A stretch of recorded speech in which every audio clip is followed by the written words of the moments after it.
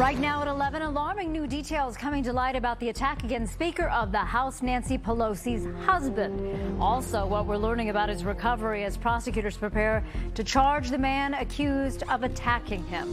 Thanks so much for joining us this midday. I'm Laura Garcia. And I'm Marcus Washington. And a reminder for you, you can also watch us live on Roku, Amazon Fire TV, Apple TV, and online.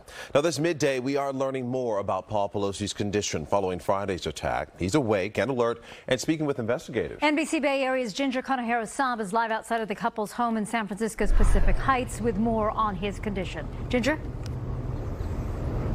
Good morning, Marcus and Laura. This morning, we're learning that Paul Pelosi gave his testimony to investigators yesterday, including the FBI, the SFPD, Capitol Police, and the District Attorney's Office. He is said to have all of his cognitive functioning. He was said to remember everything and give his version of that morning's events. Now, more information has come to light about that early Friday morning attack. SFPD says zip ties were found at the Pelosi home. They did not, however, detail how many or what their purpose was. But over the weekend, District Attorney Brooke Jenkins clarifying Mr. Pelosi was alone at the time of the attack. He was not the person David DePop, the suspect, was looking for. At the time that the suspect entered the Pelosi home, that he was in fact in search of Mrs. Pelosi.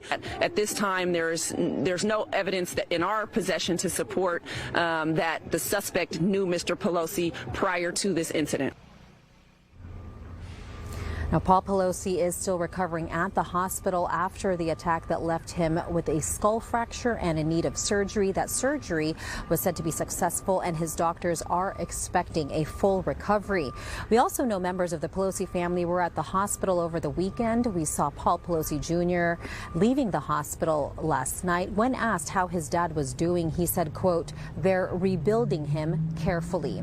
The House Speaker returned to their home here in Pacific Heights last night. We have not seen her or her security detail leave this morning, but we have seen the cars positioned outside the home as well as SFPD. Now, at some point today, it is expected that charges will be filed against David DePop, the suspect in Friday's attack. He is expected to be charged with attempted homicide, burglary, as well as a number of other felonies. His appearance in court is expected tomorrow at his arraignment.